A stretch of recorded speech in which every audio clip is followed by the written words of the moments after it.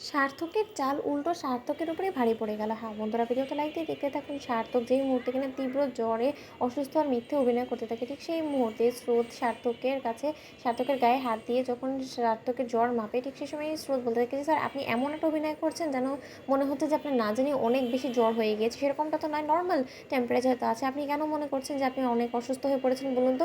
শুধু শুধু আজ হোক কেন নিজেকে অসুস্থ করে বাপি থেকে শুরু করে সকলকে টেনশনে ফেলে দেওয়ার একদম চেষ্টা করেন না তো।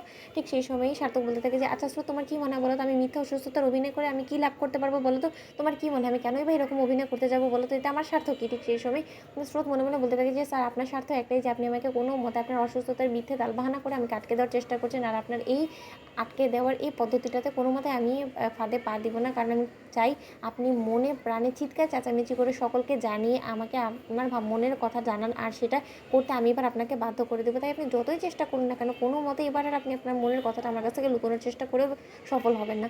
অন্যদিকে সার্থকের পিছুমনি সার্থকের বাবাকে বলতে থাকে যে দেখেছো দাদা, তোমার ছেলে তো তোমার থেকেও 2 কদম এগিয়ে। তুমি কোথায় ভাবছিলে যে তোমার ছেলেকে হয়তো বা চোখে আঙুল দিয়ে তোমাকে বোঝাতে হবে, হয়তো বা ওকে বারবার করে জোর জবস্তি করে স্রোতের দিকে ঠেলে দিতে হবে, কিন্তু এখানে তো দেখতে পাচ্ছি যে না, তোমার ছেলে তোমার থেকে 2 কদম এগিয়ে গিয়েছে অভিনয়ের দিক দিকে। অন্যদিকে সার্থকের বাবা বলতে থাকে যে দেখতে হবে না, তাহলে ছেলেটা কার? অন্যদিকে সার্থক বলতে থাকে যে আচ্ছা আচ্ছা, তোমার সত্যিই মনে হয় যে এরকম একটা অসুস্থ মানুষকে ফেলে রেখে তোমার এই মুহূর্তে যাওয়াটা ঠিক? লোকে কী ভাববে? লোকে তো এটাই বলবে যে স্বামী অসুস্থ হওয়া সত্ত্বেও স্ত্রী এটাই স্বার্থপর যে নিজের স্বার্থের আগে কোনো কিছুই আর দেখলো না, অন্ধের মতো নিজের অসুস্থ স্বামীকে ফেলে রেখে এখান থেকে চলে গেল। অন্যদিকে সার্থকের এই কথা শুনে স্রোত হাসতে থাকে এবং স্রোতকে সার্থক বলতে থাকে তুমি এরকম পাগলের মতো হাসছো কেন স্রোত? তখন স্রোত বলতে থাকে যে স্যার আপনার কথাটা শুনে আমার হাসি পেলো, কারণ আপনি এতটাও অসুস্থ হয়ে পড়েন। তার থেকে বড় কথা, স্ত্রীরই থাকতে হবে, স্ত্রীরই স্বামীর সেবা করে স্বামীকে সুস্থ করে তুলতে হবে, সেটা কোথায় লেখা আছে বলুন তো?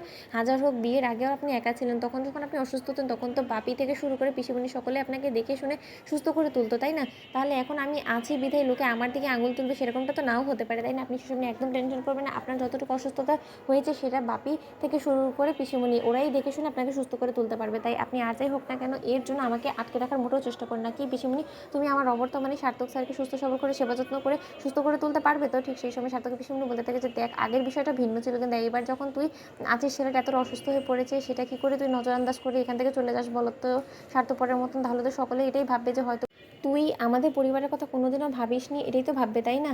অন্যদিকে স্রোত বলতে থাকে যে পিসিমণি প্লিজ, বাপি তুমি কিছু বোঝানো। অন্যদিকে সার্থকের বাবা বলতে থাকে যে হ্যাঁ রে সীমা, এতকাল তো তুই সেবা যত্ন করে আমার ছেলেটাকে সুস্থ করে তুলেছিস, তাহলে শুধু শুধু মেয়েটাকে আটকে রেখে কী বা করবে? অন্যদিকে সার্থকের বাবা মনে মনে বলতে থাকে যে স্রোত, তুই যে দিকে এগোচ্ছিস আমিও মনে মনে এটাই চাই যে তুই জোর জবস্তি করে হলো আমার ছেলের মনের কথাটা ওর মুখে আনিস।